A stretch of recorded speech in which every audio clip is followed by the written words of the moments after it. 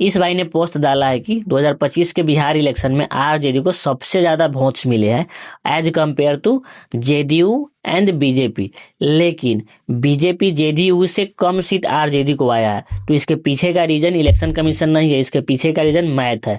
आप just example के तौर पे मैं आपको एग्जांपल दे दूं, आरजेडी जो है ना इस बार इलेक्शन 143 सीट पे लड़ी है एंड जेडीयू बीजेपी 101 पे।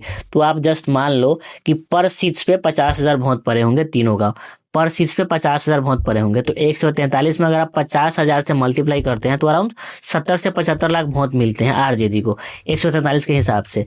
बीजेपी जेडीयू 101 पे लड़ी है, तो 50,000 से आप मल्टीप्लाई करते हैं तो 50-55 लाख वोट इनको मिलता है। तो आप जस्ट यहाँ से अंदाजा लगा सकते हैं, नंबर ऑफ सीट के वजह से आरजेडी का जो नंबर ऑफ वोट है ना वो ज्यादा है, एंड जो नंबर ऑफ सीट के वजह से एंड नंबर ऑफ वोट के वजह से जेडीयू बीजेपी का वोट कम है एज कंपेयर टू आरजेडी। इसके पीछे का रीजन यही है, इसमें इलेक्शन कमीशन ने कोई चोरी नहीं किया।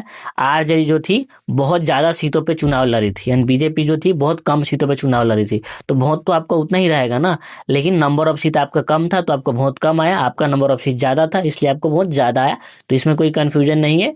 आरजेडी ने 143 पे लड़ा था इसलिए उसको ज्यादा वोट मिले हैं, बीजेपी जेडीयू कम सीटें पे लड़ी थी इसलिए इसको मतलब कम वोट मिले हैं, लेकिन विनिंग सीट्स इनको ज्यादा मिले हैं, आरजेडी को कम मिले हैं।